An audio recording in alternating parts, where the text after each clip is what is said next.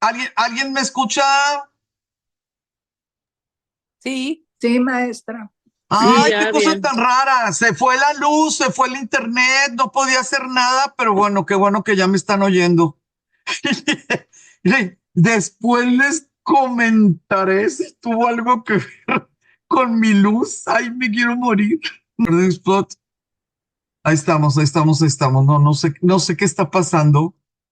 Bueno, yo creo que no voy a saber el día de hoy. Espero que no me dejen sin luz con los fregazos de aquí al lado. Ay, qué raro, qué raro.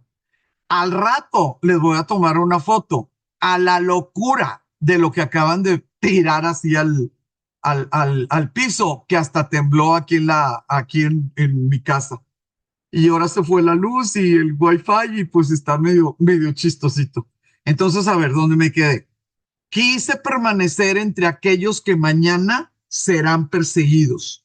Lo impresionante de esto es que sucedió a finales del 40 y él se estaba, el, o sea, lo que dijo fue impresionante porque todavía no estaba tan difundida, ¿no? La idea de campos de concentración. La de exterminio en el 40 ni se hablaba, ¿eh? O sea, eran de concentración.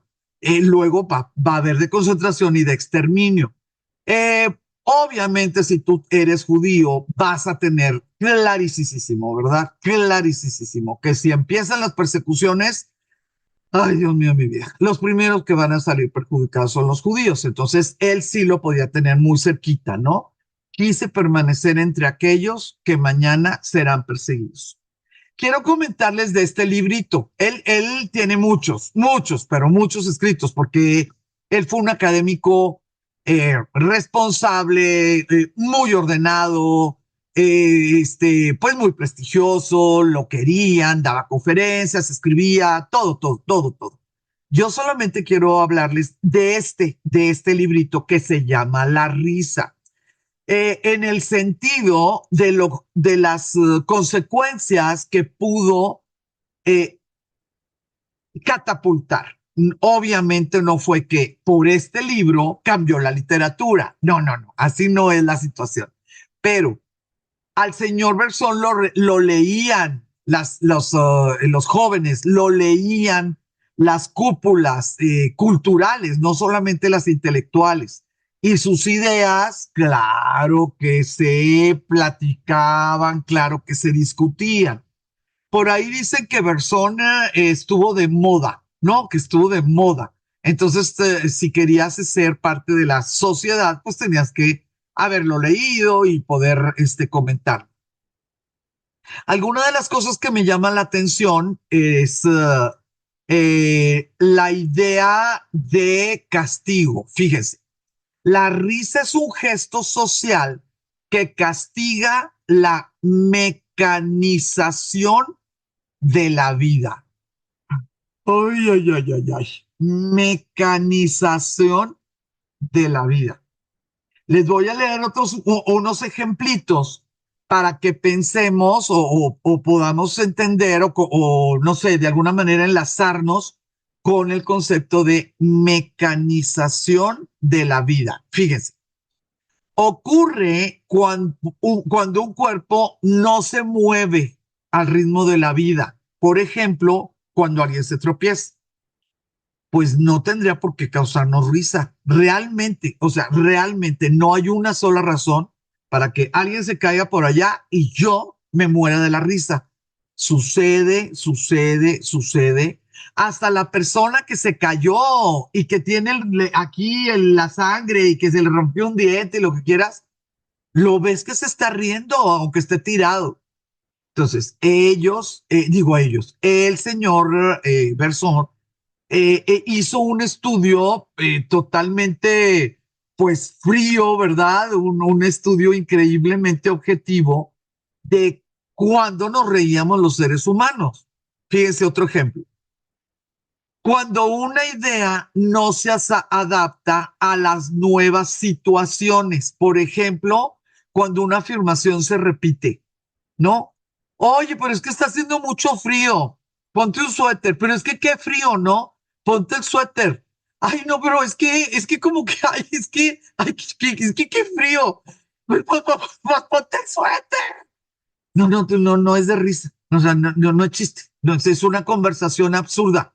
No, no, no tenemos por qué estarlo. Bueno, sucede y nos sucede a nosotros. Otro ejemplo, entre muchos, pues porque el librito, pues es librito, ¿verdad? Cuando se trata a alguien como una cosa. Y él pone el ejemplo de una de las veces que a Sancho Panza lo pasan y lo están así como que, pues palmeando y así todo, y lo siguen pasando y lo siguen pasando. Fíjese que hay una situación muy interesante para mí, una extrita. Eh, Tú puedes darle el coscorrón o jalarle los pelos o entre varios empujar a una persona y no sentir que lo estás agrediendo, sino sentir que estás haciendo un acto violento, porque aquí en la cabeza lo estás tratando como si fuera un balón o como si fuera papa caliente o como si fuera, no sé, algo que tiene que ser sacado, ¿no? Así como basura. Ay, vamos, vamos, vamos, vamos, vamos. Y aquí en la cabeza no queda la idea de que estás abusando físicamente de alguien más. Eh, la situación tremenda con el siglo XIX y hacia atrás era la violencia física que se le podía infligir a los menores, a los niños, porque la niñez como concepto, como espacio, como objeto de derechos extra por la vulnerabilidad, no existió hasta finales del 19 y luego ya en el 20, pues ya no hay límite y en el 21 ya saben, ¿verdad? O sea, la niñez es este punto y aparte, la forma en que ahora se tratan a los niños. Pero es algo terrible, realmente es algo terrible, porque en otros tiempos, en la literatura, si alguien golpeaba, si alguien hacía sangrar, si alguien empujaba, si alguien quemaba a un niño, los adultos que estaban alrededor daban lo mismo, porque pensaban lo mismo de él. O sea, pues es que es una cosa, porque no entiende que se tiene que portar como debe de. Entonces, como no es parte de nosotros, pues es como un animalito o como un objeto que tú puedes manipular.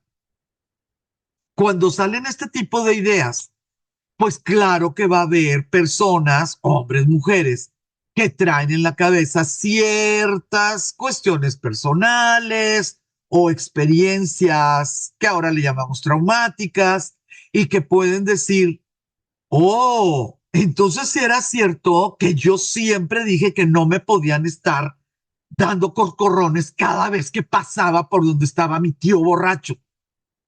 Ese tipo de clic va a hacer que cambien actitudes, pues, de lo que se puede hacer o no se puede hacer en una escuela, ¿no? Lo que se puede hacer y no se puede hacer adentro de una casa. Pero también de las cosas que hacen los personajes dentro de ese universo que se llama novela o que se llama cuento o que se llama obra de teatro, ¿sí?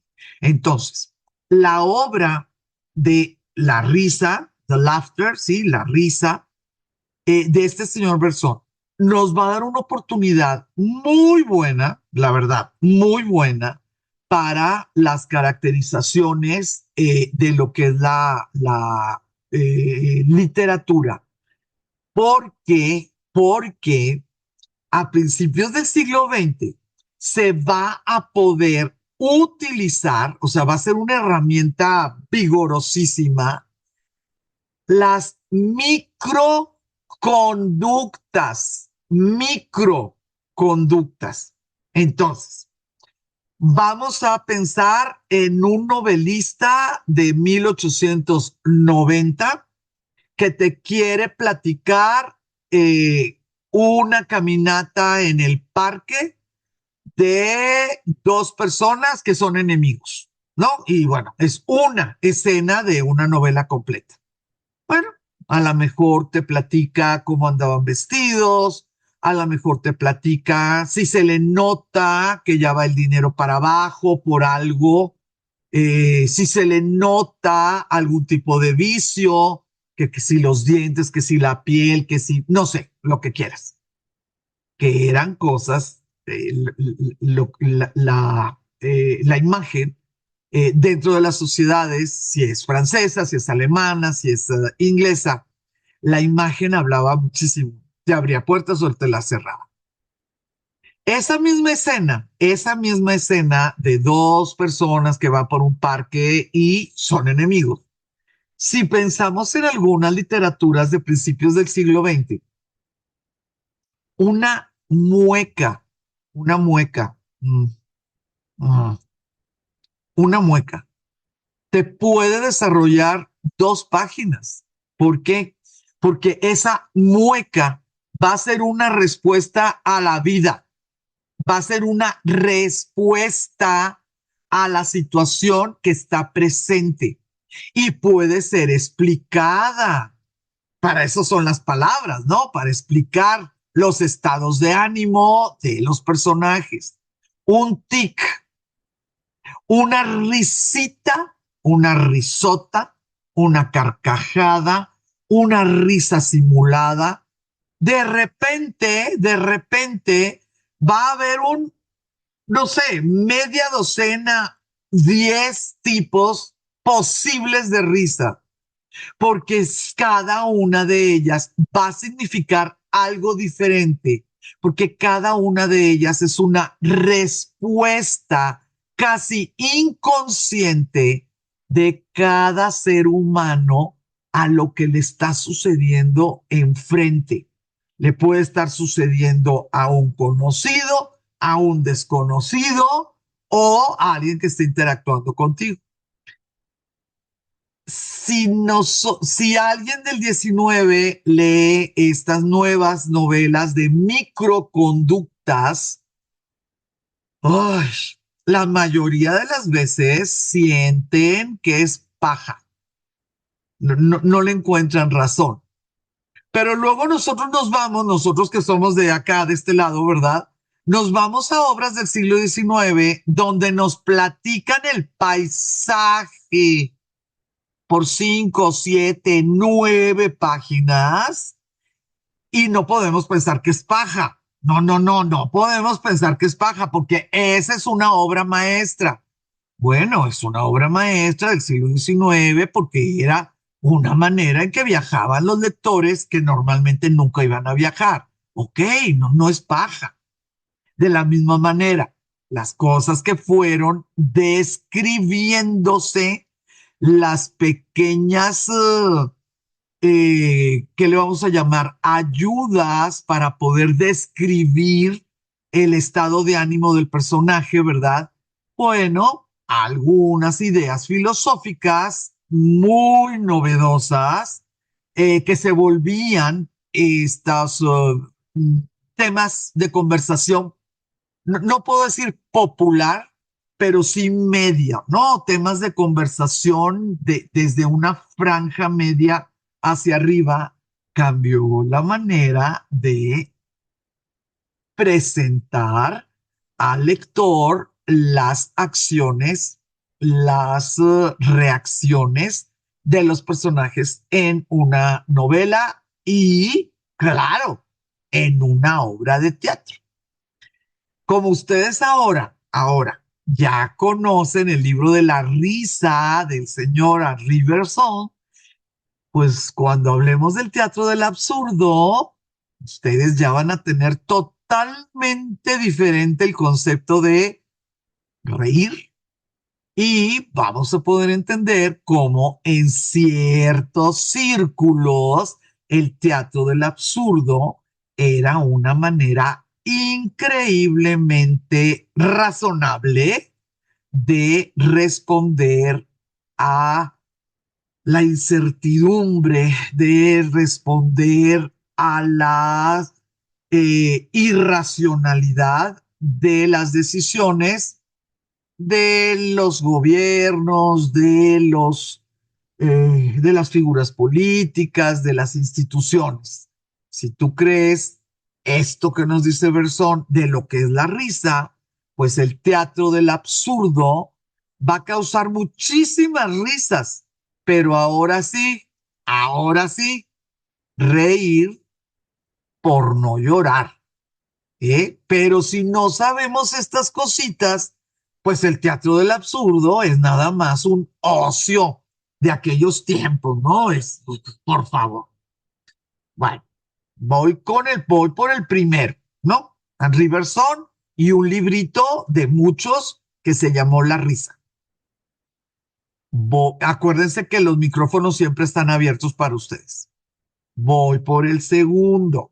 Mire, a mí me fascina, ay, la literatura creada por el señor Joseph Conrad. Joseph Conrad va a ser, pues para mí, ay, Chihuahua, quién sabe qué hice. Va a ser para mí una personaje. O sea, el señor, para mí, si me lo hubieran presentado en una novela, pues hasta le hubiera criticado al autor que le hubieran pasado tantas cosas, ¿no? Al mismo personaje. No, pues resulta que sí hay pruebas de que todo eso le pasó, porque él estuvo como marinero, o sea, él era parte de la flota mercante del gobierno británico. Entonces, claro que los biógrafos, los conocedores, los estudiosos, claro que tienen bien contabilizado dónde andaba y cuándo venía y cuándo todo, excepto por 4 añitos en su juventud que no solamente nadie sabe, nadie supo, él nunca quiso platicar. Bueno, pues sus razones tendrán. Una de las primeras cosas que quisiera comentarles es que este hombre aprendió el inglés fluido, o sea, un inglés fluido entre los 19 y los 21 años. Y él escribió todas sus obras en inglés. Y sus obras están catalogadas como de las más importantes novelas, ¿verdad?, de la literatura inglesa. Y no es su lengua materna. Yo no sé si ustedes, pero a mí sí me llama muchísimo la atención el que alguien decida escribir en una lengua que además aprendiste. ¿Están preparadas? Leyendo en inglés. Así aprendió. Y adivinen qué leía. Shakespeare. Pues, ¿cómo? O sea, ¿qué tipo de procesos mentales?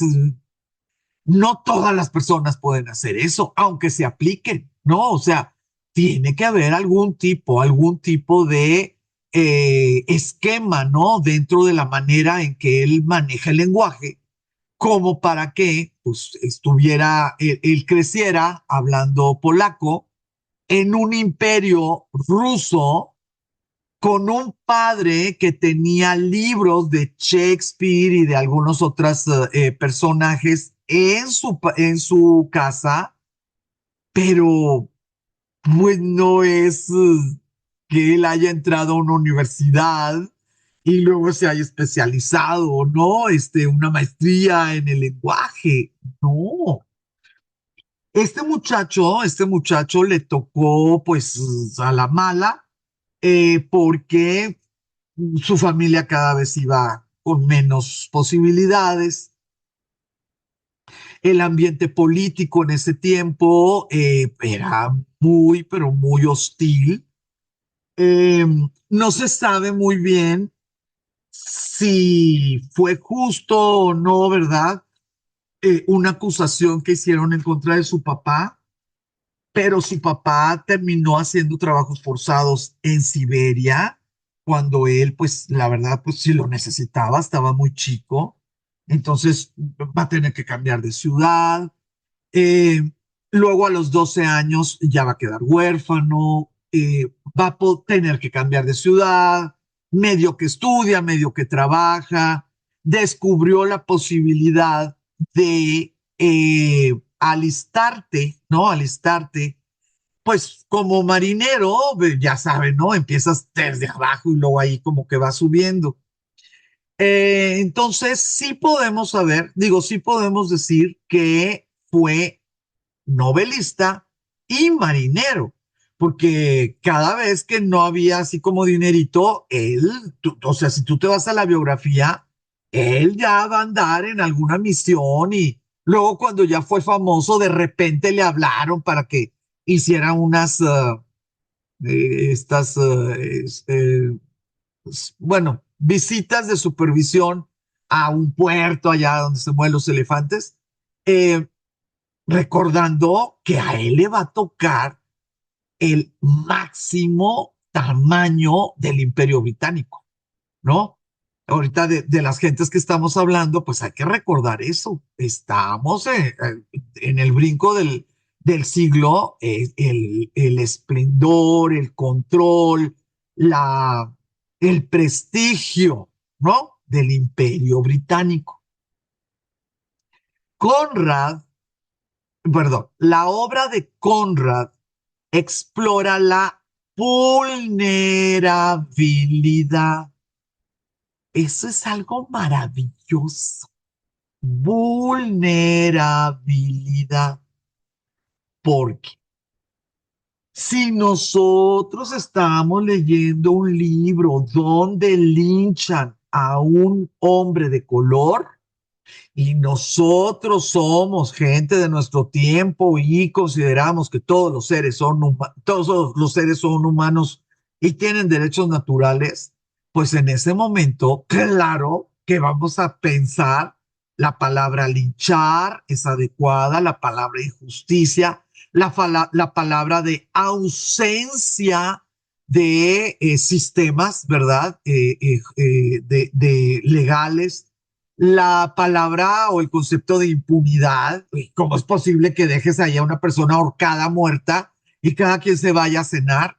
Ah, esos son el lado de una botella. Hay veces que la botella la agarras del otro lado y pues ves la misma situación. Y la mismita situación puede tener palabras como justicia expedita, como derecho natural, pero del que mató al muchacho, al hombre, a lo que quieras. Derecho natural de defender el honor o la tierra, no sé qué ondas. La palabra ejecutar en vez de linchar, estamos hablando de la misma acción, pero dependiendo de la palabra que se utilice, va a haber un juicio, va a haber una visualización de en dónde está el poder y en dónde está la razón en el sentido de lo correcto o de lo verdadero.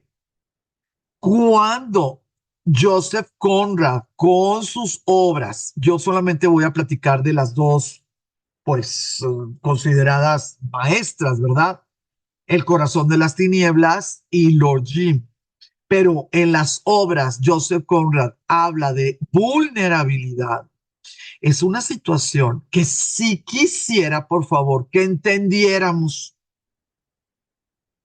A finales del siglo XIX, principios del siglo XX, va a existir una renacer religioso en las altas cúpulas londineses, ¿ok? Un renacer religioso.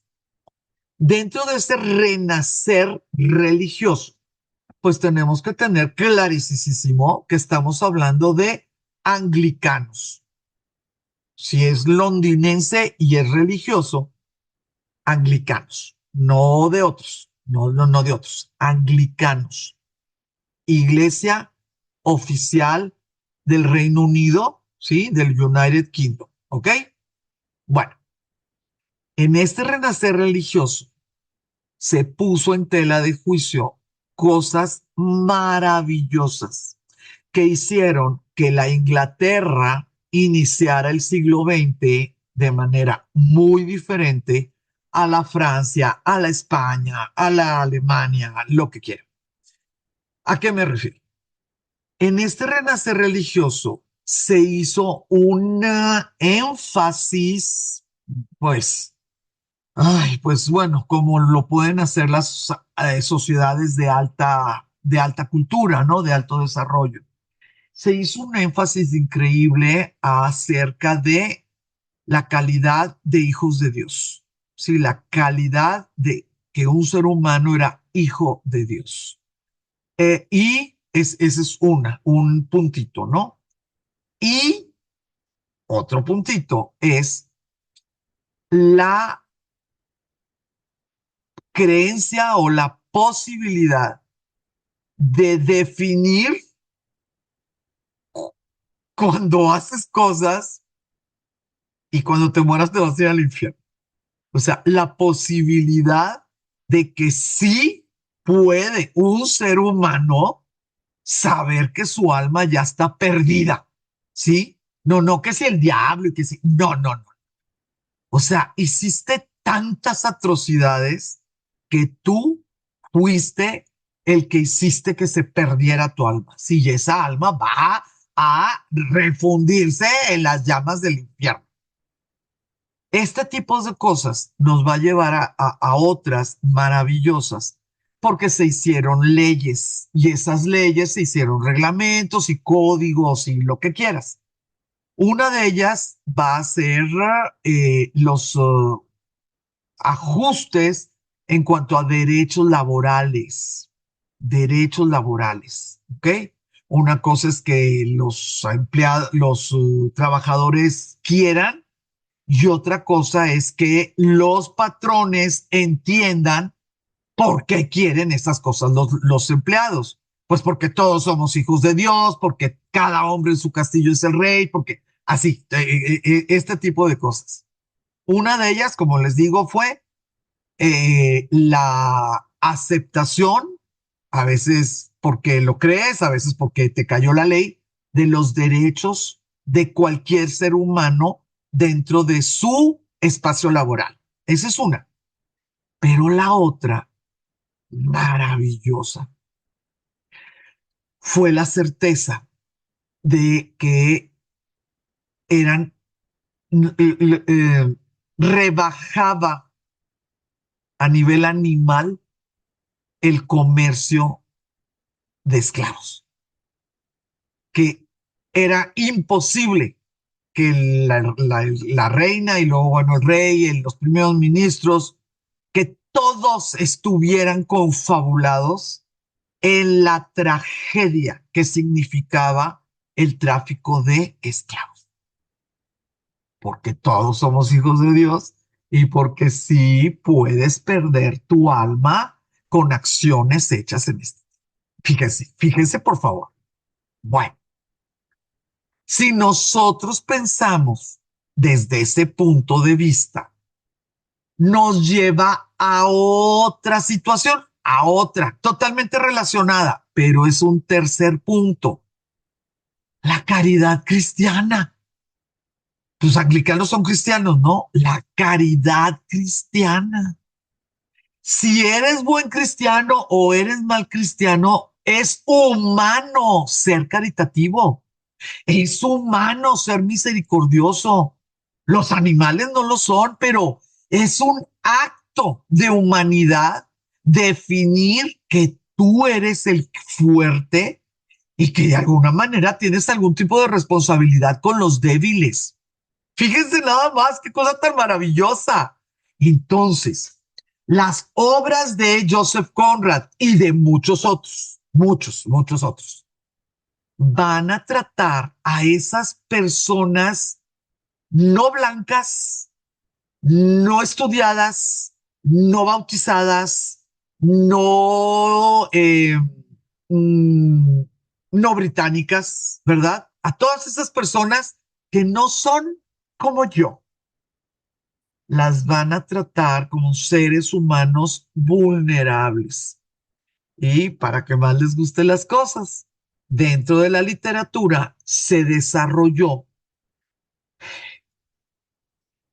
el, la certeza que entre más desigualdad hay entre el que está haciéndole el daño al débil, entre más desigualdad hay, muchísimo más grande es el pecado o muchísimo más grande es la falta o debería, ¿no? Debería de ser mucho más grande la vergüenza, la deshonra, como ustedes le quieran decir. Entonces, si nos ponemos a pensar en todas estas situaciones, cuando Conrad empezó a tratar a las víctimas dentro de la trama de sus novelas, a las víctimas como víctimas y no nada más como gente que anda, no, pues es que se subieron 300 y se bajaron 100 porque los otros 200 se murieron y los tiramos al mar. A ver, 200, ¿qué? Es gente, tuvieron nombre, alguien los está echando de menos. Tienes que decirme eso. No me puedes decir, es que fue terrible las pérdidas económicas porque se pagaron 300 y no más pudimos cobrar 100. No, no, ya no podemos aceptar ese tipo de lectura. Necesito que cada ser humano que esté en la obra, novela, poesía, obra de teatro, cada ser humano tenga una relación con este mundo. Quiero saber si es joven, quiero saber si tenía ideales, quiero saber si era bueno, si era malo. Quiero que me digas cuáles fueron sus últimos pensamientos antes de que lo ahorcaran, antes de que lo tiraran por el mar. Quiero saberlo. Pues sí, pero si tú eres un lector que para ti el hombre negro es lo mismo que un caballo, pues no vas a aceptar este tipo de literatura. Pero si tú perteneces a familias dentro de ese renacer religioso o perteneces a familias involucradas en la política, donde se está trabajando los derechos laborales, el antiesclavismo, más adelante el sufragio universal, etcétera. No, no, no, pues este tipo de obras donde se trabaja la vulnerabilidad van a ser valiosísimas. Es como si estuvieras tomando clases. Y eso nos lleva a lo siguiente. Las obras de Joseph Conrad exploran o muestran, como ustedes quieran decirlo, la inestabilidad moral del ser humano. Ustedes me pueden decir, ay, pues qué chistoso que me estés diciendo esto, Blanca. Pues sabemos que los seres humanos dudamos, los seres humanos caemos. Más los personajes de una novela, de una obra de teatro, pues de lo que se trata, pues es que haya obstáculos y que se vaya enredando la trama. Pues si no, ay, pues para eso yo tengo mi vida diaria. No, sí, correctísimo. Todo mundo sabemos que los seres humanos tenemos dudas y tenemos caídas y remordimientos, etcétera. Pero ahí les va. Si tú eres inglés y acabas de pasar la época victoriana y pues se va a iniciar la época eduardiana y lo que tú quieras y mandes, no eres inestable moralmente. No, no, no, no, no. Esas cosas, no, no, no. La ropa sucia se lava en casa.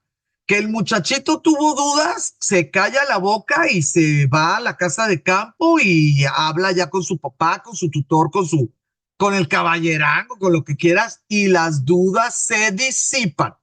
¿Por qué se van a disipar? Porque usted es un perengano de los palotes, porque usted es inglés, porque usted es un súbdito de la reina, del rey, ¿verdad? Dependiendo de la fecha.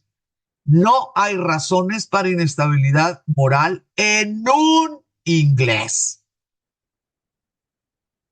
Pues pobrecitos, ¿verdad? Digo, qué tremendo ¿cómo se llama? El peso. Pero, muchachas, para mí, Yo no voy a hablar por ustedes, a lo mejor todas ustedes son inglesas de sangre azul. I don't know, yo no, voy a hablar por mí. Si yo, Blanca, leo, nuevamente porque me encanta Joseph Conrad, si yo, Blanca, leo El corazón de las tinieblas, yo voy a estar viendo a un ser humano, porque yo nunca he vivido en Inglaterra, nunca tuve un novio inglés, no, nada. Sé de los clichés, pero no es algo que tenga internalizado. Entonces, pues en la novela van a ver personas que a veces son buenas, otras que a veces son malas.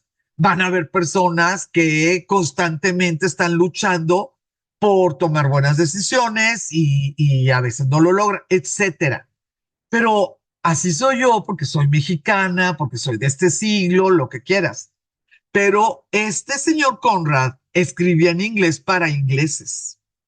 Entonces, en el momento que el personaje era inglés, hagan de cuenta que se ponía un traje de superhéroe. Eso lo tenemos que tener claro, por favor. Se le exigía más por ser inglés en la cúspide del Imperio Británico. ¿Qué es lo que va a hacer Joseph Conrad con estas dos y una que otra por ahí que, bueno, también? Ay, mostrarle al mundo que entre más lejos estaban de la isla, entre más lejos, las peores atrocidades, las conductas animales eran llevadas a cabo por ingleses. Ingleses que sabían que no los iban a alcanzar la ley porque ya esa idea del imperio pues había sobrepasado cualquier tipo de legislación, de control, de lo que quieras. Y, y la situación de vivir en lugares de tierra de nadie, porque a veces era un barco, a veces era una isla, a veces era una playa y pues la verdad ni siquiera tenías contacto con las personas que vivían en esa isla, lo que quieras. La idea de muchos meses o años de tus vidas de vivir en tierras de nadie desdibujaba la idea central de la moralidad, reglas que contribuyen a la convivencia social. Esa, ese es el núcleo de una moralidad, de un juicio moral, de una conducta moral. Reglas encaminadas a la armonía, a la convivencia social civilizada, a lo que quieras. ¿Cuál social? ¿Cuál sociedad?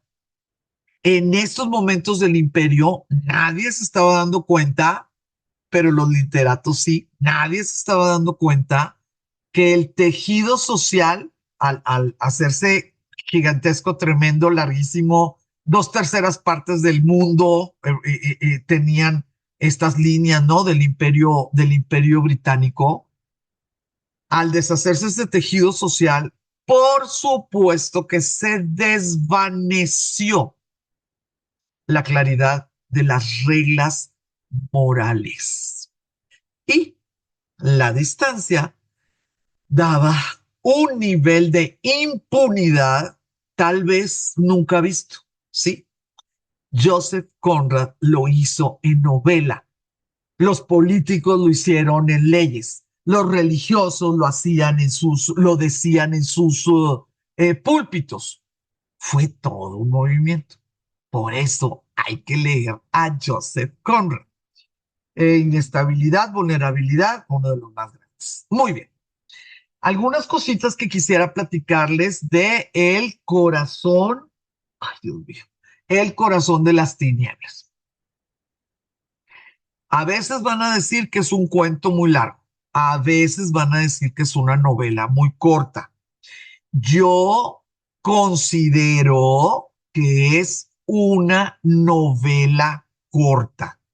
Pero es mi juicio, porque si ven 100 definiciones, muy seguramente van a quedar 50-50. No importa, no importa la clasificación.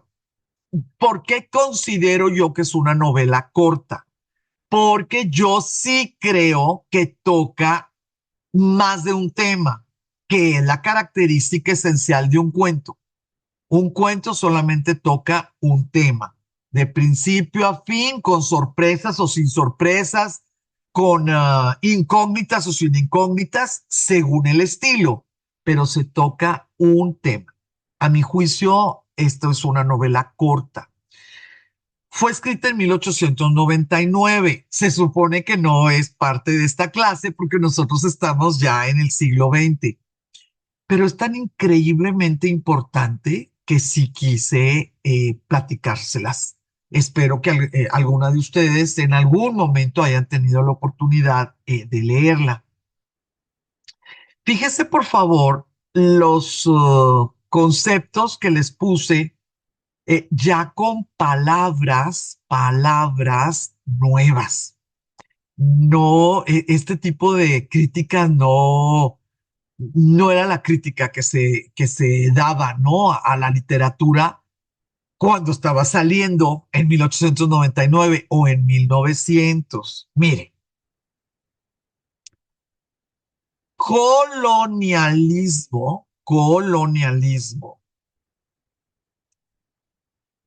tiene claramente, ¿verdad? Su palabra, pues creabas colonias porque colonizabas, o sea, tú llevabas población.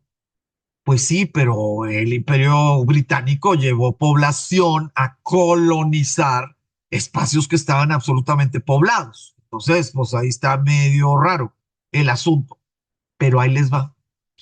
El colonialismo va a tener la característica que se consideró en su momento, porque pues tenemos colonialismo francés, portugués, ¿cómo se llama? Español, inglés, holandés, eh, noruego, belga, por supuesto, italiano, colonialismo.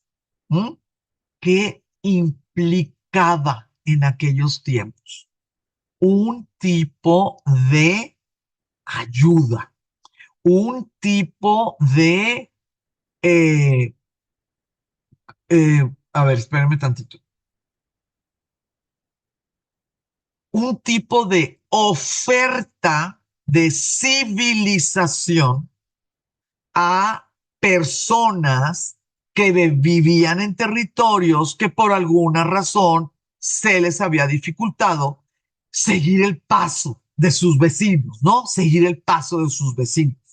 Entonces, yo no te estoy haciendo ningún daño al estar aquí llevándome tu marfil y tus diamantes y tus esmeraldas y tus plumas, ni tus niños, no, yo no te estoy haciendo ningún daño. No, mira, yo te estoy trayendo hospitales, te estoy trayendo doctores, te pongo escuelas, porque ni leer, te estoy enseñando inglés, te estoy enseñando francés, hombre. Pues, no puedes negarme que te estoy ayudando muchísimo. Y pues, ¿qué hacía la gente? Decía, pero Dios mío de mi vida, ¿de dónde salieron estos diablos blancos que nos tienen en esta esclavitud y que definitivamente, pues, nos están hundiendo? Ah, no, el colonialismo era un regalo de la civilización al mundo no civilizado. Iba a ser un puente para que los no civilizados pudieran, sin sufrir el proceso de invención, el proceso de descubrimiento, ¿no? De ciencia, tecnología y lo que quieras, que pudieran acceder a un mejor nivel de vida. Las reto, las reto a ver de los famosos colonialismos. en 1910, 1920, a ver quiénes de ellos pasaron a los locales, ¿verdad? No, no, no los colonialistas. Los locales pasaron a niveles superiores de vida. Sí, es sencillísimo probar la terrible falacia en la cual se escudaban estas, pues todos cristianos, todos civilizados, todos con constituciones, todos con idea de ciudadanía y derechos del ciudadano, y las cosas que sucedieron en las colonias, ¿verdad? De estos países en especial. Otro de los conceptos es un concepto que claro que no se usaba, pero que Joseph Conrad y muchos otros escritores lo vieron, aunque no hayan utilizado estas palabras. Choque de culturas. ¿Por qué les digo que tal vez no utilizaron esas palabras? Porque tristemente en aquellas décadas no había cultura local con la cual chocara la nueva cultura colonizadora. ¿Cómo se llamaban las costumbres? Folclore. No, es que ay, tiene una bola de fiestas. Sí, sí, fiestas que tienen 1000 años de ser el núcleo de nuestra religión. No son quinceañeras, no, no, son fiestas que hacen que nosotros pues sigamos unidos. La lengua. Pues no, porque va a ser choque de culturas que el que no hable inglés no pueda trabajar en esta fábrica. No, eso no es choque de culturas. Pues, favorzote que le estamos haciendo que tengan que hablar inglés, porque así ya pueden entrar a la escuela y ya van a poder saber leer y escribir. Entonces, algunos literatos vislumbraron esta idea de vulnerabilidad, esta idea pues de una moralidad que nada más ay, le hacía sentido a grupitos muy pegados a mí, ¿verdad? Y claro, claro que expuso esa idea que para nosotros es muy clara, que se llama choque de culturas. Otra situación. En el tiempo del colonialismo, de las décadas que nosotros estamos hablando, pues los que llegaban eran blancos. Los que estaban, los dueños, ¿verdad? De la tierra, del puerto, del río, del mar, de lo que quieras, pues eran de todos colores. Negros, amarillos, verdes, morados, de todos colores, pero no eran blancos. Entonces era tremendamente sencillo saber quién estaba arriba y quién estaba abajo. Increíblemente sencillo saber quién decía la verdad y quién era un mentiroso y ladrón. Muy sencillo. ¿Cómo es posible que digas que yo te violé? ¿Crees que me va a gustar lo que tú me entregas? Y la pobre muchacha, pues ya sabes, el racismo es un descubrimiento. Alguien en alguna década, en algún momento, en alguna situación, se tiene que dar cuenta que una conducta está ligada a un abuso porque a ti te dijeron tus papás que porque tienes tal color, tal altura, tal apellido, tal así, ¿verdad?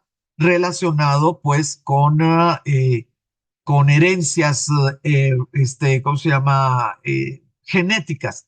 Por eso el apellido, pues está relacionado con el racismo, ¿no? El apellido tú lo vas heredando, no, no, sí, lo vas recibiendo por herencia. Y otra de las cosas, pues cuando ya tienes muy claro este tipo de sensibilidad, la violencia, la violencia. ¿Cómo va a ser posible que hubiera castigos de blancos a blancos, por ejemplo, marineros, que fueran 20 latigazos, 50 latigazos? ¿Cómo va a ser posible que de blancos a blancos pudieran castigar a alguien de no comer 4 días, 7 días? Y lo de blancos a negros o de blancos a amarillos o lo que ustedes quieran, ni se los platico, ¿verdad? Porque todos nos lo sabemos. En muchísimas décadas, en muchísimas situaciones, no significaba violencia humana, sino impartición de justicia. Es la misma acción, pero vista desde un punto de vista absolutamente diferente. Algo que muchas veces te dicen, y bueno, pues yo lo tengo que hacer, es que en español sí hay una diferencia entre oscuridad y tinieblas. Entonces, Heart of Darkness, darkness, pues darkness es oscuridad, sí, o sea, darkness es oscuridad. Y tinieblas es tiene otro tipo de contenido. Pero el libro se llama El corazón de las tinieblas. Nada más que sí quisiera decirles que si hubiera sido un traductor más estricto, sí se llamaría de la oscuridad, ¿no? La oscuridad. E implica otras cosas. Conrad se inspiró hasta cierto punto en un viaje que el escritor hizo al Congo. O sea, él vio, él estuvo, él no, es como que se lo contara. Este Congo estaba colonizado y devastado. No, nada más colonizado, devastado por el rey Leopoldo II de Bélgica. El relato tiene como protagonista y narrador al personaje ficticio Charles Marlowe. Este Marlowe en muchos grupos de Inglaterra, por ejemplo, abogados, periodistas, así, bueno, gente que está relacionada con las letras, Charles Marlowe, nada más Marlowe, significa, o sea, es un prototipo de personas, porque el narrador, Marlowe, describe un viaje que él hizo desde Londres hasta el río Congo, porque traía una consigna y bueno, traía sus cartas de recomendación y traía lo que quieras, porque necesitaba encontrar a una persona que se apellida Kuch y pues todo lo que ve, cómo se tiene que a veces que salvar, cómo él tiene que tomar ciertas acciones, pues obviamente en beneficio propio y lo que quieran. Muchas veces cuando alguien dice, no, pues es que casi me va peor que Marlowe, no, se está refiriendo a ¿no? A corazón de las tinieblas. Es fácil la lectura, yo creo que es más fácil la lectura en español que en inglés. Ahí sí, ni modo, se los tengo que comentar porque, bueno, pues si tienes la suerte de que hablas inglés y el autor escribió en inglés, qué padre poderlo leer en el idioma original, ¿no? Pero sí les puedo decir una cosa. Eh, la forma en que aprendió inglés este señor Joseph Conrad, pues va a ser una forma como muy artificiosa, ¿no? Pues imagínense, aprendió inglés en obras de teatro del siglo XVI, aprendió inglés leyendo, no hablando y comparando el contexto que estás percibiendo, ¿no? El contexto que estás percibiendo con la palabra que estás oyendo. Él no lo hizo así. Entonces es medio dificilón y hay estudios y más estudios de ¿cómo le vamos a poder llamar? De la dualidad, fíjense, dualidad. No, perdón. Quito la palabra, discúlpenme. De la polivalencia, de la polivalencia, de algunos adjetivos, de algunos verbos, de algunas frases porque si lo lee un irlandés, un escocés, un inglés de aquel tiempo, iba a sentir algo diferente, porque el que está escribiendo ni es inglés, ni es escocés, ni es irlandés, ¿sí? Cuando ya lo lees traducido al español, mira, alguien ya te hizo el favor, ¿no? Ya, o sea, ya lo que tú lees, pues es español y más o menos podemos pensar que vamos a estar, todas nosotras, por ejemplo, las de este grupo, sí podemos pensar que vamos a estar oyendo lo mismo. La otra obra, y voy a hacer una, o sea, es esta obra y luego abro los micrófonos y a ver cómo nos va. La otra obra se llama Lord Jim. Esta Lord Jim tiene una estructura externa ligeramente experimental, ¿no? O sea, ligeramente novedosa. Y claro que se le va a aplaudir a Joseph, al señor Conrad. Eh, Como muchas de las cosas que se crearon, las grandes cosas que se crearon en el 19, primero fue artículo, primero fue dossier, digamos, de una revista. Y luego, dependiendo de ahí como se sintiera la respuesta, ya se publicaba. Así fue esta, la de Lord Jim. La novela, sin lugar a dudas, es una novela. La novela narra la historia de Jim, el señor Jim, un marinero que abandona una nave en peligro y es censurado públicamente. Pues claro, pues él pertenecía a la Marina británica, no era que él fuera dueño de su barco. Y en la novela lo que te platican, pues es las preguntas que le hacen, la forma en que él se justifica, conforme avanzan, pues las preguntas y las contestaciones, cómo él empieza a pensar el pasado de otra manera, sigue avanzando y cómo él va cambiando su juicio sobre sus propias acciones. Entonces, digo, es interesantísimo, pero fíjense qué padrísimo la forma en que lo estructuró Conrad, que estas son las novedades, ¿no? De la literatura del siglo XX. El libro, Lord Jim, es narrada a través de un personaje que se llama Marlowe. Esta persona les está contando a oyentes. O sea, es como si una tradición oral, ¿no? Les está contando a oyentes que quieren en ese momento estar y seguir ahí y están interesados, ¿no? Una muy importante fracción, ¿no? De la novela. Y luego, bueno, suceden algunas cosas que también muy inteligentemente, pues tiene que poner un momento en que se van los oyentes y se va Marlowe, ¿no? Y la última parte la cuenta una carta que llegó, ¿no? Llegó escrita por Marlowe. Entonces, la estructura externa también es muy, pero muy, muy buena. Dos cosas que quisiera comentarles de este libro como regalo a la sociedad, ¿no? Como pues lo que hace la literatura. Uno,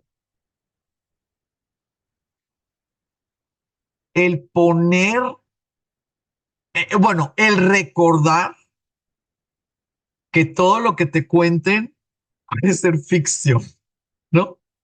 El que si tú estás leyendo una novela, ficción, lo que le contó Marlowe a sus oyentes, pues quién sabe si él lo que quería era que no se le fueran los oyentes y ahí le adornó y le puso algo.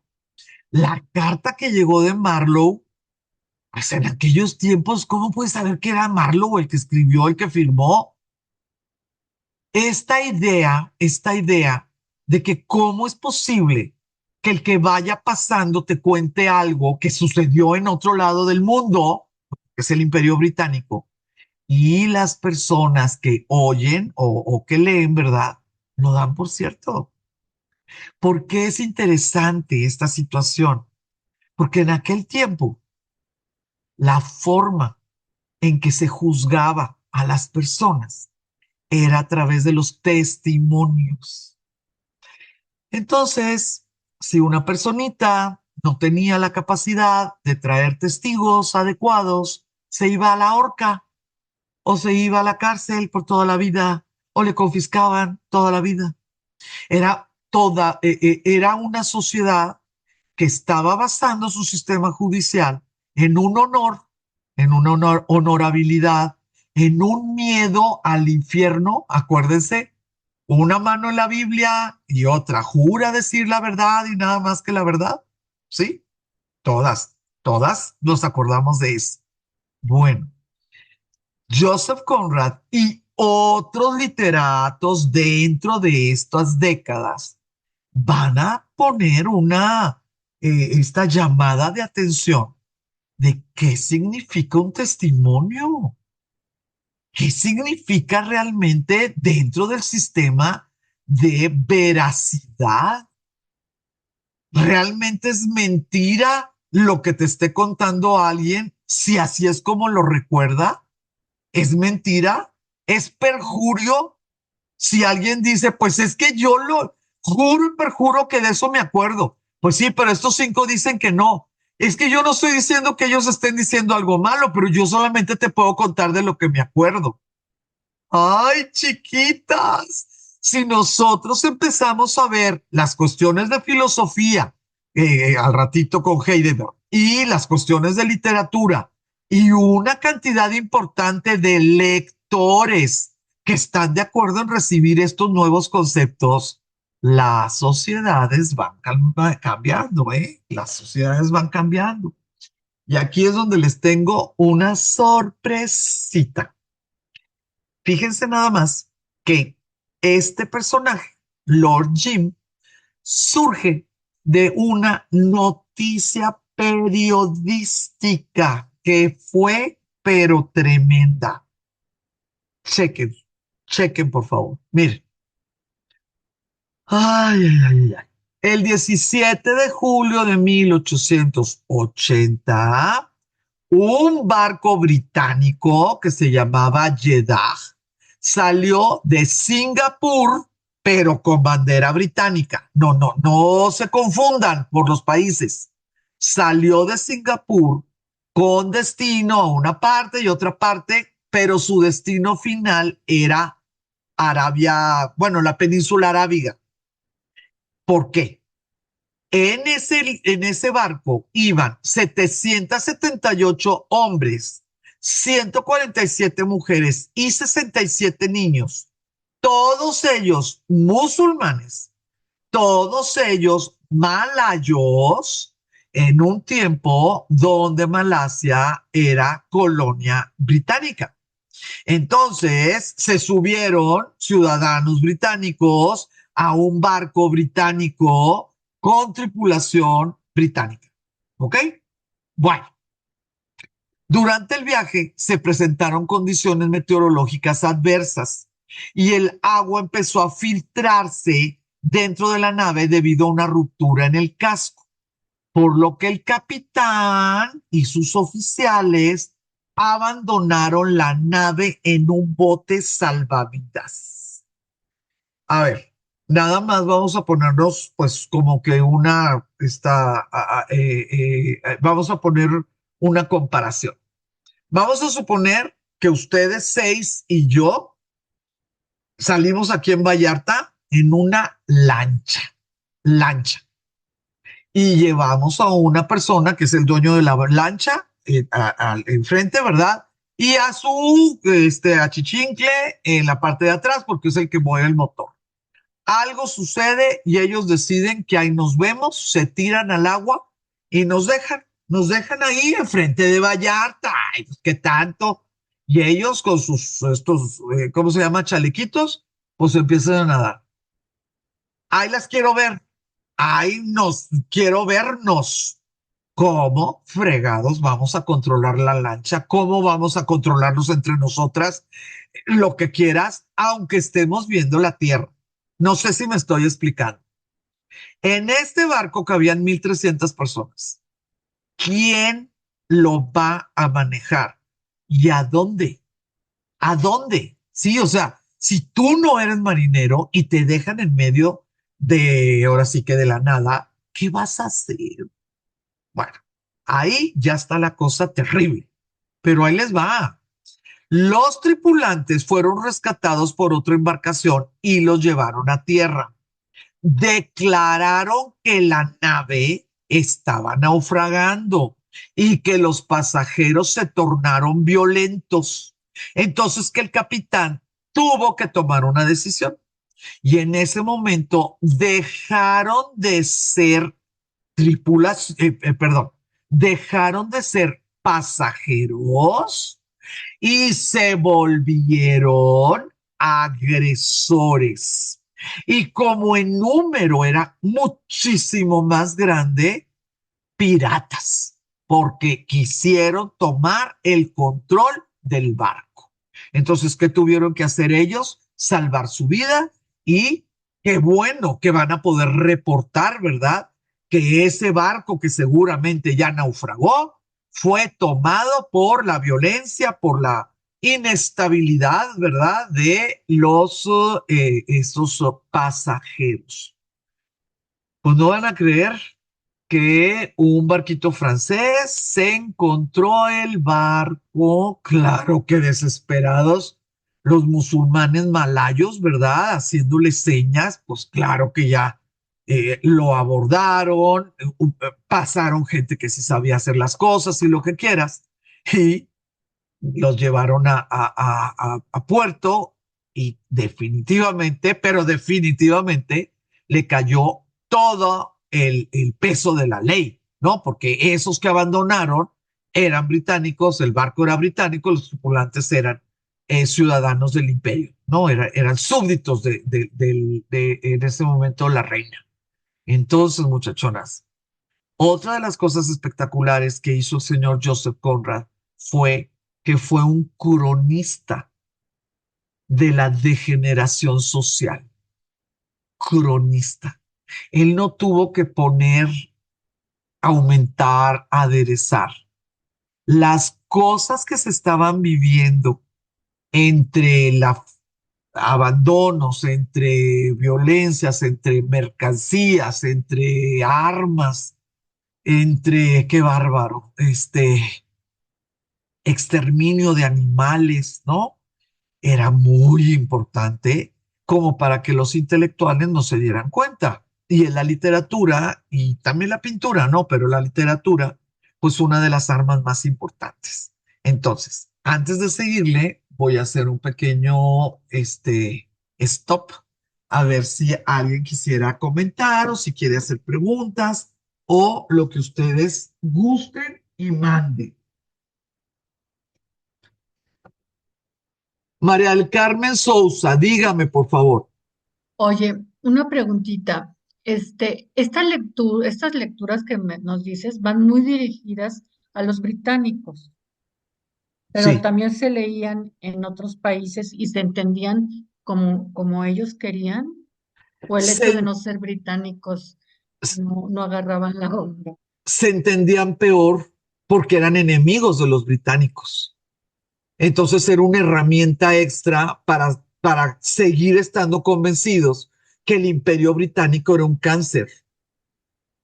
No sé si me Ok. explico. Sí, claro que sí, perfecto. Ay, gracias. No, muy buena tu pregunta, muy buena tu pregunta, gracias a ti. ¿Algo más? ¿Algo más? ¿Algo más? ¿Alguien que se anime? Pues mira, si ahorita sale una pregunta, inmediatamente la hacemos. Entonces, vuelvo a compartir pantalla. Vuelvo a compartir pantalla. Aquí estamos. ¿Con quién nos vamos a ir ahorita? Ah, mire, este es bien cortito. A ver, ¿qué dice? Participantes que qué. ¿Alguien levantó la manita? No, ¿verdad? Ah, bueno. Ok, perdón. Entonces ya está la pantalla y ahí está grabándose. Y, ay, no es posible, qué cosa tan impresionante. Ya se nos está yendo la clase, pero, ay, espero que estén de acuerdo conmigo en que son datos sustanciales. Lo que pasa es que la literatura es demasiado para mí, me apasiona demasiado. Pero bueno, voy a cruzar los dedos de que ustedes estén de acuerdo que les estoy diciendo pues detalles no de peso. Esperemos, al rato ya veremos. Este libro de la interpretación de los sueños, dependiendo de quién te lo platique, te van a decir que lo hicieron en el 99 del siglo XIX o en el 1900. Para mí no hay ningún problema. O sea, no pasa nada. Ni 10 años hubiera pasado algo. Pero ahí les va. La publicación inauguró la teoría freudiana del análisis de los sueños. Inauguró. Como ustedes estudian, leen, viajan, etcétera, necesito darles un dato. Se vendieron 600 libros. Y esos 600 libros se tardaron como año y medio, 2 años en poder venderlos. ¿Cuándo la interpretación de los sueños ya va a ser parte de los artistas y de los teatreros y de los filósofos y lo que quieras? 10 años después. ¿Ok? Por favor. ¿Por qué se los digo? Porque en todas partes te dicen, no, es que con el libro de la interpretación de los sueños todo cambió en la forma de ver el arte y la música y la pintura. Sí, pero no cuando salió, no. Se tardó el señor Freud como unos 10, 15 años en que fuera traducido, porque pues él escribía en alemán, y publicado en los diferentes países donde había gente interesada, ¿no? Personas interesadas en esto tan nuevo que se le llamó psicoanálisis. Freud describió la interpretación de los sueños como la vía regia, la vía más importante, hacia el conocimiento del inconsciente, ¿sí? Dentro de la vida anímica, o sea, del estado de ánimo, de tu salud mental o de tu enfermedad mental. Freud plantea que los sueños son una realización alucinatoria. Quisiera, por favor, que relacionaran la palabra alucinación con imagen. ¿Sí? Por favor. Porque también hay alucinaciones auditivas, pero estos son sueños. La alucinación tiene que ser visual. ¿Ok? Voy a decirlo otra vez. Freud plantea que los sueños son una realización alucinatoria de deseos y por consecuencia una vía privilegiada de acceso al inconsciente. Mediante el empleo del método interpretativo fundado en la asociación libre, entre un símbolo que Freud dijo que eso estaba muy generalizado en los sueños de los seres humanos. Eso lo dijo Freud, se lo sacó de la manga.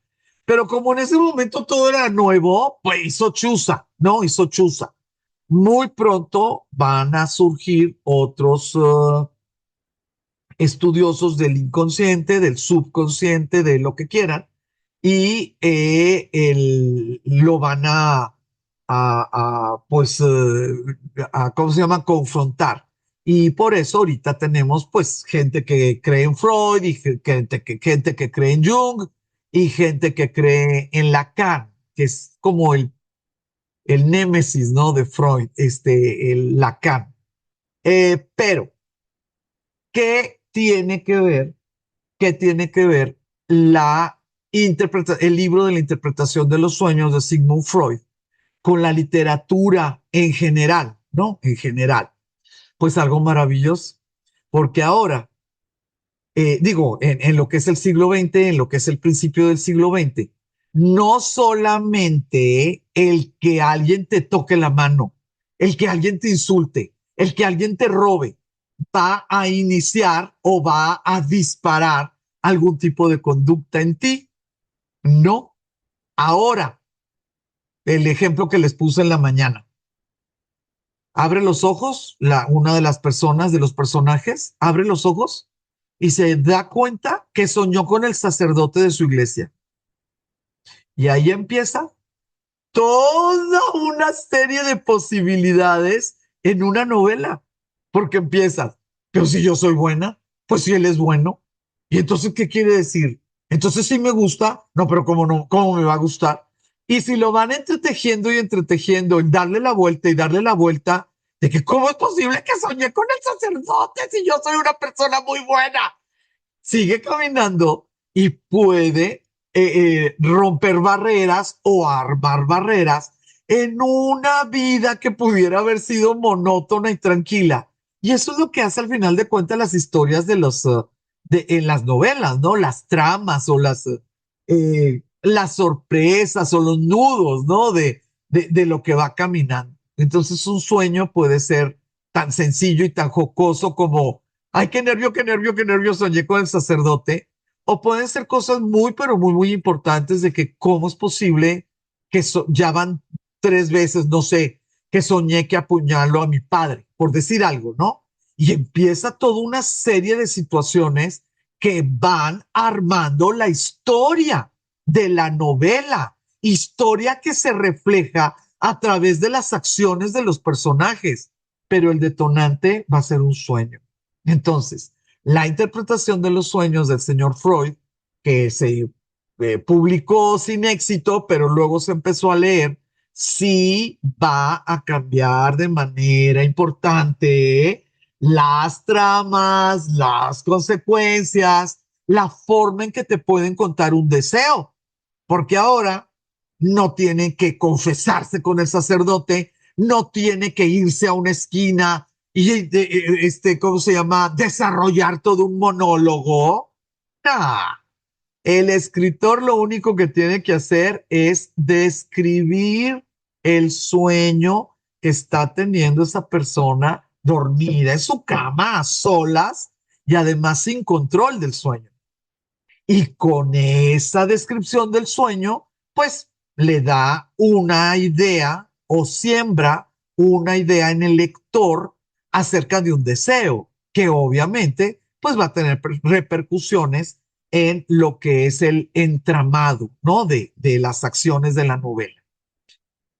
Yo creo que nada más nos va a alcanzar Thomas Mann, no sé. Ay, espero que sí nos alcance André Guide. Mire, Thomas Mann, otra vez, ¿verdad? ¿Cómo se llama? En amarillo. Mire, él nació en 1875 y falleció en 1955. Me gustaría mucho que pudiéramos tener muy claro, que él va a nacer en el Imperio Prusiano con la idea de un imperio y un Kaiser, ¿verdad? ¿Se acuerdan? Con el orgullo de tener al canciller de hierro, acuérdense, Bismarck, sí, pero pues siguió viviendo y siguió viviendo y le va a tocar la Primera Guerra Mundial y le va a tocar la Revolución Alemana, le va a tocar la institución de la República de Weimar, le va a tocar el ascenso del nazismo, le va a tocar la Segunda Guerra Mundial, le va a tocar la caída de toda Alemania con el fin de la Guerra Mundial. Y todavía va a vivir 10 años. Entonces, sí es verdad que es uno de los más importantes escritores de su generación, pero hay que checar esto. Es recordado por el profundo análisis crítico que desarrolló en torno al alma europea y alemana. ¿Cómo, cómo se va, bueno, una mente, no como la de él, cómo va a ser ajeno de donde estaban, a donde querían llegar y cómo en el 45 tenían la vergüenza, la marca, las sanciones económicas?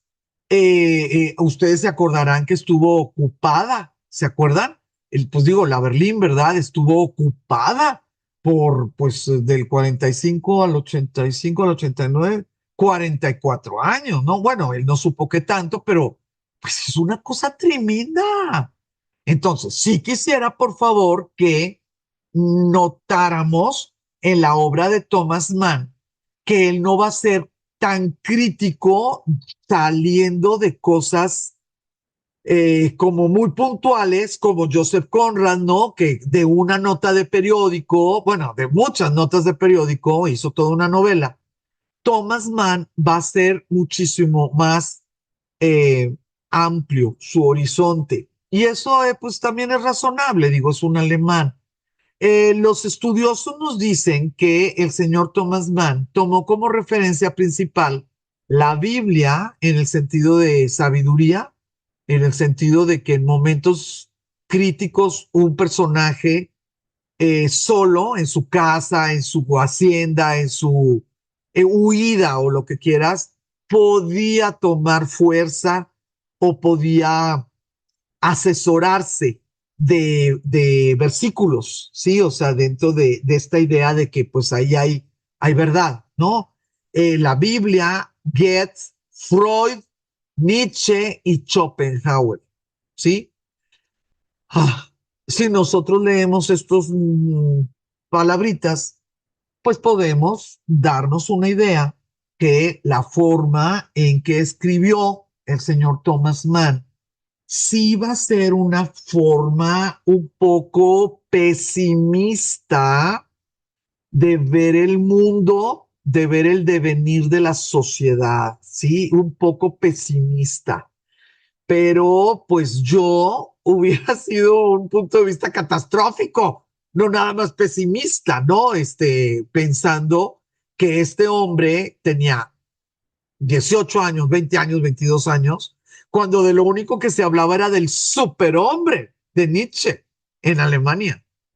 Y este hombre ya va a estar pues en el otoño de su vida, cuando de lo único que estaba hablando era pues de la caída de los imperios que nos platica Schopenhauer, ¿no? Entonces pues le tocó todo.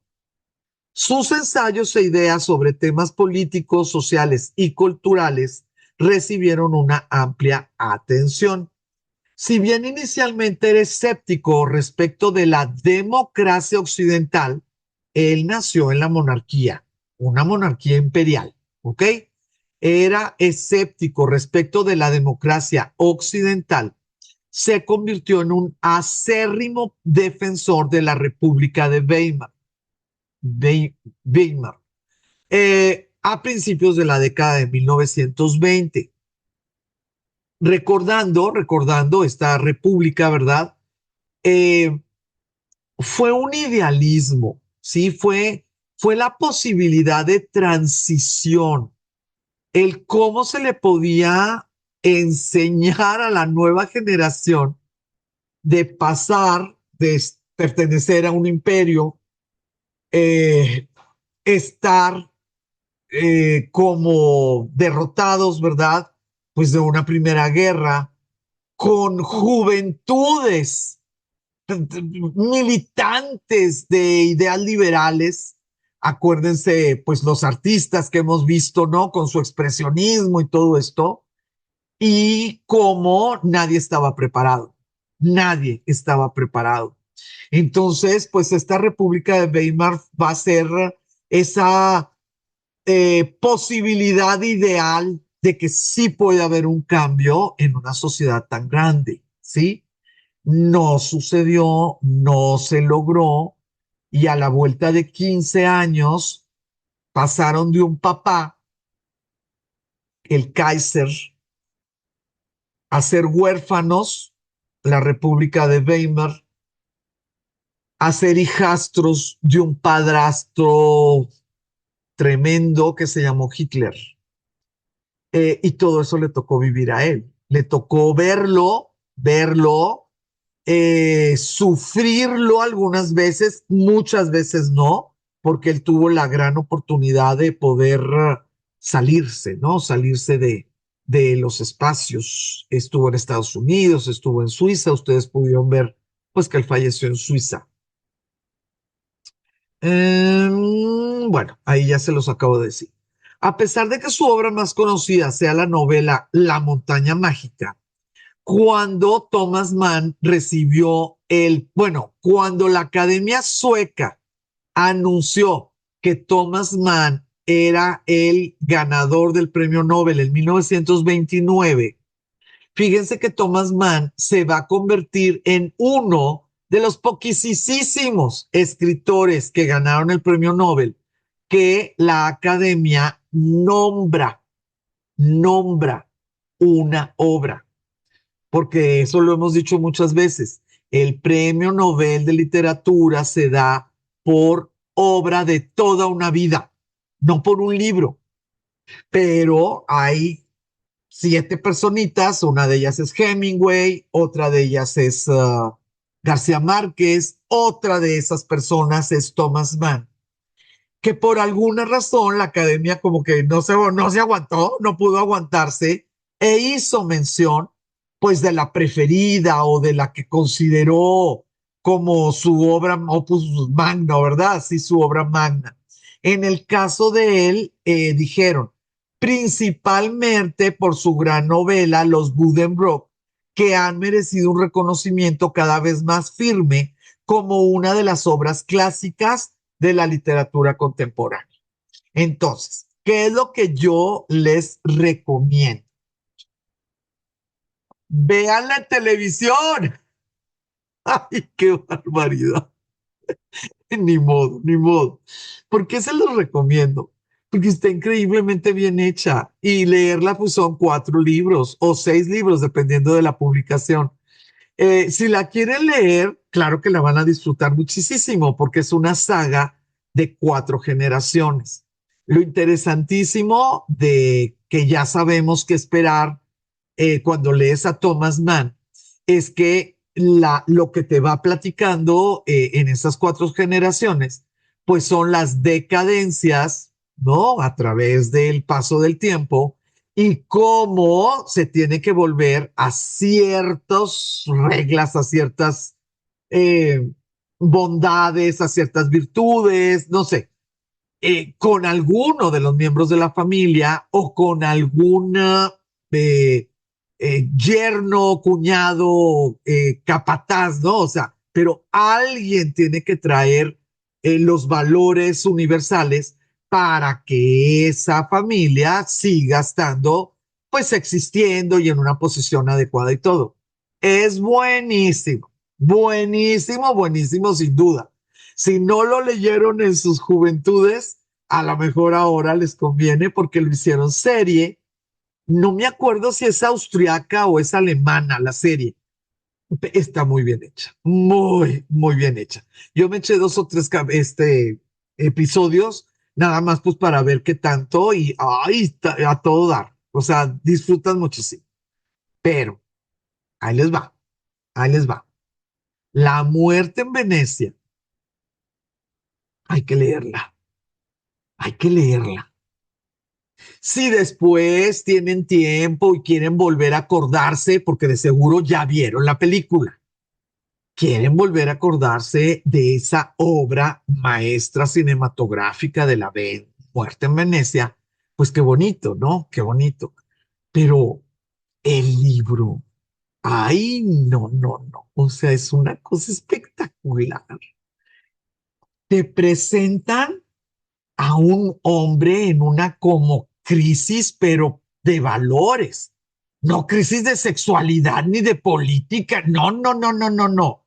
Una crisis donde cómo es posible que no soy tan bueno como debería de ser. O sea, así.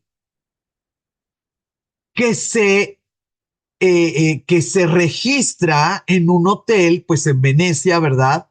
Que es un hotel que está hecho con todas las comodidades para una estancia prolongada de los visitantes, como pues las formas que se usaban antes, que tenías que estar un mes fuera de tu ciudad, porque si no, no pertenecías a la sociedad, ¿no?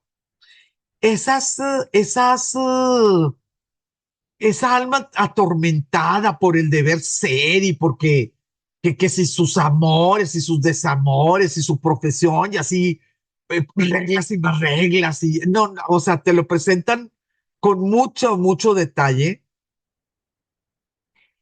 pues que descubre a un joven Bueno, el protagonista es alemán y viaja, ¿no? A Venecia y descubre a un joven bellísimo y se le mete entre ceja y ceja. O sea, una pasión arrebatadora. Y empieza el desgarriate, ¿no? Empieza el desgarriate y que si lo quiero ver, es que si no lo quiero ver, y que si cuando lo veo, cómo lo veo, y ay, ay, ay, ay, ay. Ese muchacho es ruso y está con su familia y tienen relaciones familiares ligeramente peculiares. Y el juego que en nuestro tiempo pudiera significar el gato y el ratón entre un hombre adulto y un muchachito que pudiera caer en las garras del grande o por las buenas o por las malas, ¿no? El juego del gato y el ratón, Thomas Mann le da la vuelta y resulta que el que se decide, el que se dedica a exaltar esa pasión platónica es el muchacho. Entonces tú ya traes aquí dos pendientones, ¿no? ¿Qué va a pasar con el hombre? ¿Qué va a pasar con el muchachito? Que además pues está protegido el muchachito porque viene con su familia. Y cuando tú estás ahí, que lo único que quieres es que avancen los días y te sufres con el hombre cuando ya llega la noche y lo que tú quieras y mandes, paz, la genialidad de un escritor, en este caso Thomas Mann. No les voy a contar el final, no, no se preocupen, no se preocupen. La responsabilidad o irresponsabilidad de las autoridades que manejan el hotel al diferir el desalojo del hotel porque se está presentando peste fuera, ¿no? O sea, ahí en Venecia, pero pues fuera del hotel. Entonces, cosas que están pasando afuera y que puede costarle, a veces te puede costar el alma, a veces te puede costar tu posición, a veces te puede costar la vida. No, no, no, no. Es un libro espectacular, o sea, una historia espectacular. Pero, muchachonas, a nosotros que nos gusta leer, que sabemos leer, necesito, si le van a dar otro entre o si quieren volver a ver la película, pues esto es libre totalmente, ¿verdad? Necesito que entendamos la agilidad de pluma, ¿verdad? De Thomas Mann al elegir a un alemán viejo en crisis, enamorado de un joven ruso aristócrata que viene con su madre que no se da cuenta de nada en un ambiente protegido y que tiene una amenaza inminente afuera de esas paredes. Eh, tenemos que verlo, tenemos que entender, ¿sí? Lo que está platicando este señor Thomas Mann. Entonces, por favor, si van a ahorrarse los 4, 5, 6 libros de la saga familiar, yo les recomiendo muchísimo la serie. Es una serie que no se habrá hecho de hace 15 años, no sé, hace 10 años, no sé. Pero La muerte en Venecia, tomen la letra, la palabra de Thomas Mann con el libro. Y luego, si tienen tiempo, tomen la visualidad de una de las obras maestras del cine, pues europeo. Sí quisiera comentarles que el actor que hizo este Tatso, el chico, el Efebo, gracias a esa película, fue catalogado como la belleza ideal masculina. Entonces, imagínense lo que significa que un director haya podido encontrar a una persona tan, tan, tan bella que en tan corta edad pudiera desempeñar un papel tan complejo como puede ser ese. Entonces, son dos cosas totalmente diferentes, un libro y esta película, las dos increíblemente recomendadas. Y bueno, pues vámonos, nos faltan 7 minutitos. Vámonos con el siguiente y creo que les va a causar cierto problema. Miren, El Inmoralista es un librito que hizo el señor André Guidé, también premio Nobel, también premio Nobel, específicamente en los tiempos, o sea, cuando se abre, ¿no? Cuando se abre el siglo. Si nosotros nos ponemos a pensar que su premio Nobel fue hasta 1947, pues sí quisiera, por favor, que entendiéramos que no es que hubiera brincado a la fama, ¿no? Con este librito, no. Lo que pasa es que cuando gana el premio Nobel a alguien, pues se vuelven a publicar los títulos, se vuelven a meter a las clases, ¿no? De, pues, las universitarias, etcétera. Entonces, este librito volvió al ruedo, ¿no? Ya después de la guerra. André Guidé es conocido tanto por su ficción como por sus obras autobiográficas. Este hombre, a través de sus obras, ya sea ficción o no ficción, expresó el conflicto, y aquí es donde está el problemón, expresó el conflicto y la eventual reconciliación de los dos lados de su personalidad. Obviamente, el señor Guide estaba convencido que él estaba hablando por sí mismo, pero cada uno de los lectores se encontraba en la letra, porque cada uno de nosotros tenemos dos voces que nos rige una o la otra en ciertas circunstancias, en ciertos momentos, y que a veces tenemos fuerza para saber que la voz que te está dictando la decisión no es la adecuada. A veces nos retiramos para no tomar la decisión, a veces nos castigamos a nosotros mismos para no tomar esa decisión. A veces la suerte te ayuda y la decisión se aplaza y entra la otra voz. Pues sí, pero yo ahorita todo lo que les estoy diciendo es pensando que la decisión que vas a tomar es éticamente correcta. Pero exactamente lo que les acabo de decir, pues puede suceder al revés. Que la voz te esté diciendo, no robes, no robes, no robes, no robes, no robes, y tú estás aplazando y aplazando y aplazando hasta que la voz que te dice, róbatelo porque te lo mereces, es a la que le haces caso. No siempre la lucha entre esas dos personalidades que cada quien es absolutamente individualizado, ¿no? Esas dos fuerzas que están luchando en cada persona.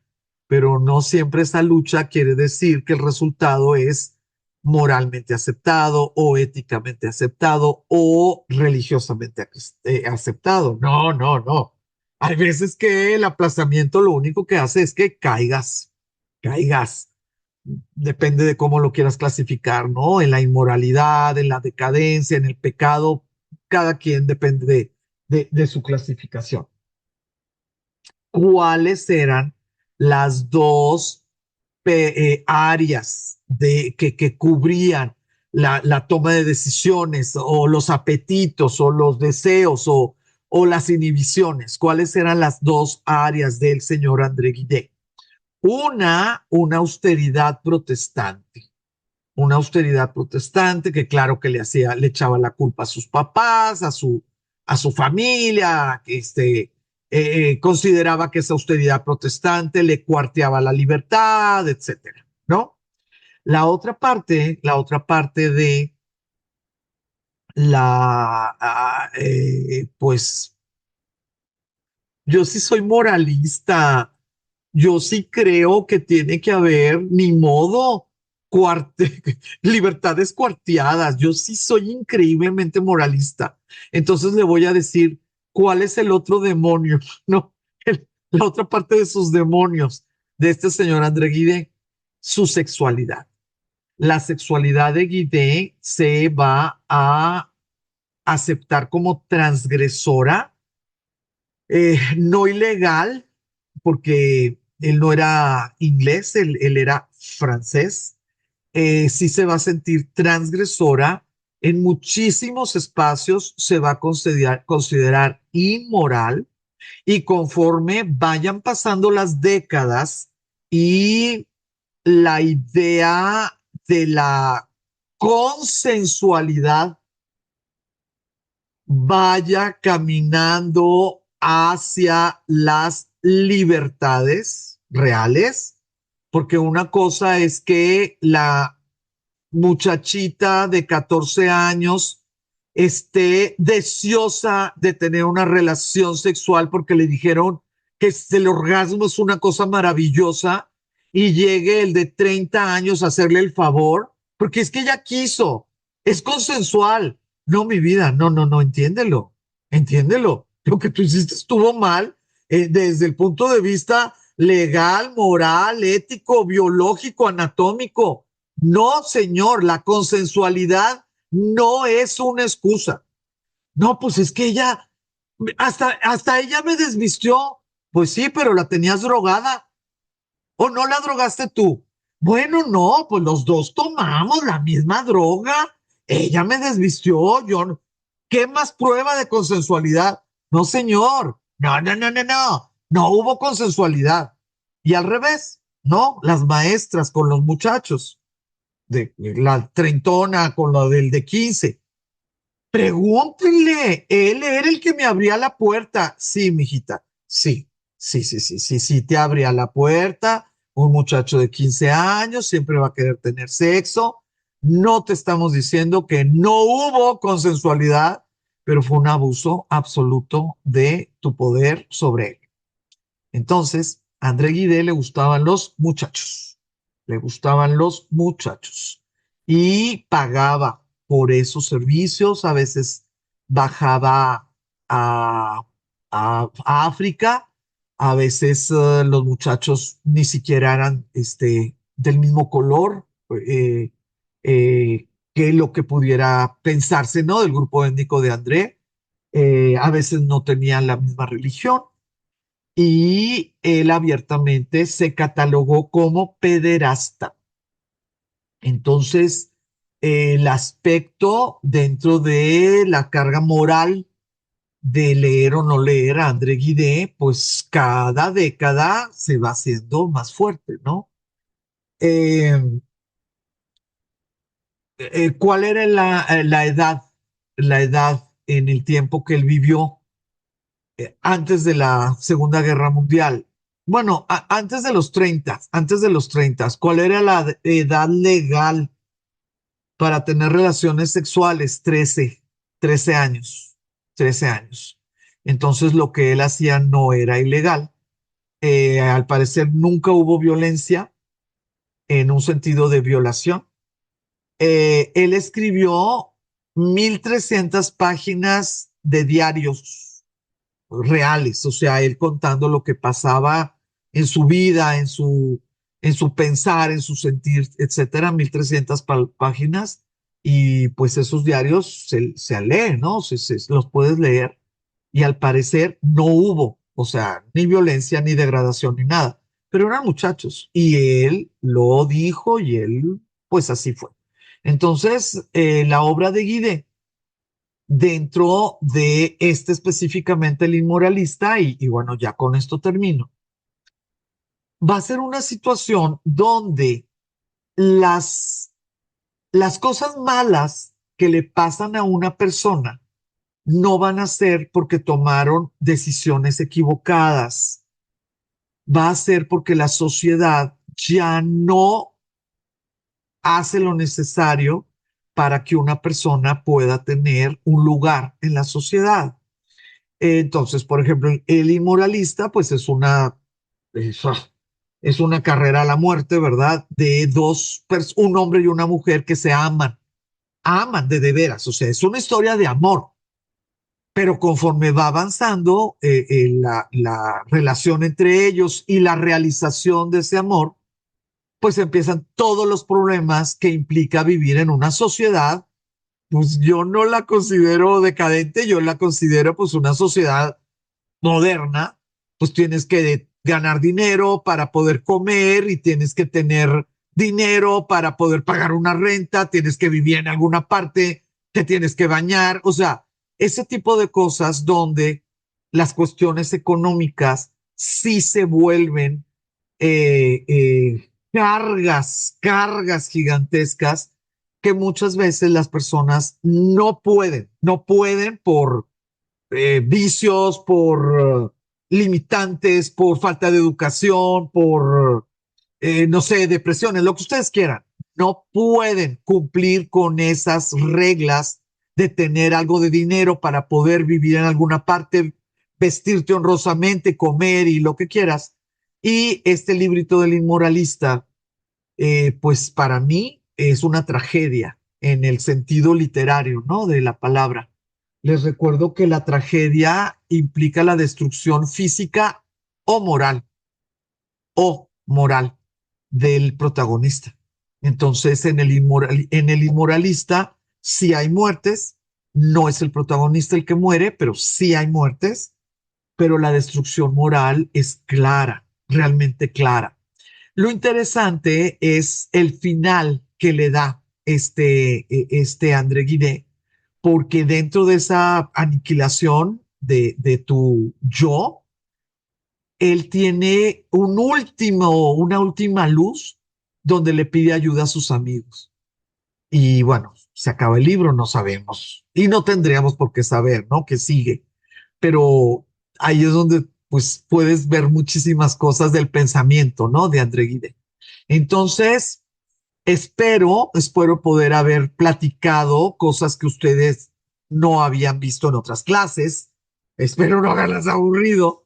Pero lo más importante para mí es, espero haber podido ampliar los ámbitos de trascendencia de las temáticas y del tratamiento de los problemas. Ese fue mi objetivo principal. Entonces yo ya terminé.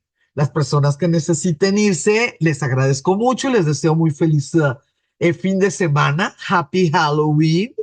Y las personas que quisieran comentar, platicar, lo que quieran, yo estoy aquí totalmente a sus órdenes. Mi Hola, queridísima doctora, ¿cómo le va?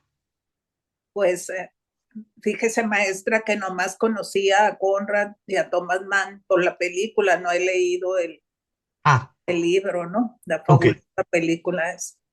Pero entonces ser Nobel no da tanta fama porque nunca había oído No, mencionar a los otros. Me llama mucho la atención eso porque uno cree que se inmortalizan, pues sí, sí. sí. Estoy totalmente de acuerdo contigo. Mira, doctora, cada 5, 6, 7 años, no sé, abro las clases para poder enseñarle a la gente lo que hizo el Nobel y que cada quien decida si se lo merece o no. Se inscriben 2 personas. Se inscriben 4 personas, se inscriben 6 personas y a los 2 meses una quién sabe qué, que el viaje y que este y que el otro y que lo demás, la. Nunca he podido lograr convencer a la gente que necesita conocerlo, no amarlo, no lo he podido hacer, doctora. ¿Por qué? Porque son demasiado lejanos, no se nombran, no andan en las conferencias, no se hacen biografías de ellos. Así que qué bueno que ahorita salieron estos nombres, ¿verdad? Pero yo estoy totalmente de acuerdo contigo. No son famosos, no son famosos, y menos en Latinoamérica. Sí, totalmente de acuerdo. Gracias, maestra. Vamos Pero a poner. cuando nos dio la clase aquí de los Nobeles muy controvertidos hace como 2 años, pues buenísima la clase. Ah, pues porque tú sí le sabes. ¿Por qué crees que me junto contigo? ¿Eh? Porque teníamos así como que muy buen jalón. Pues por eso nunca pierdo la esperanza, porque bueno, siempre hay tierra fértil donde sembrar, ¿no? pero pero la verdad se andan muy sueltos, muy, muy, muy, muy sueltos. Bueno, aquí tenemos muchas sonorenses. ¿Saben de dónde es mi colección de libros, cómo le vamos a llamar, icónicos de premio Nobel? No, no, muchachas. Pasta dura, prólogo, explicación del quién fue el traductor. Los compré porque los vi en una anaquel de los que están así ya pegados al piso en el BH de la Campodónico. Ahí los compré como si fueran tomates porque estaban ahí puestos y me los pasaron y hagan de cuenta que compré 1 kilo de tomates. Y desde pues aquel tiempo, ya hace como 30 años, estoy amarchada, ¿no? Porque bueno, pues ahí tengo los libros, pero no, todavía no ha jalado. Pero aquí estamos, aquí estamos, aquí estamos. ¿Alguien más? Gracias, maestra. A ti. ¿Alguien más? ¿Alguien más? ¿Listísimas? Bueno, pues que empiece la fiesta, porque ahorita me van a empezar a llegar los niños con los dulces.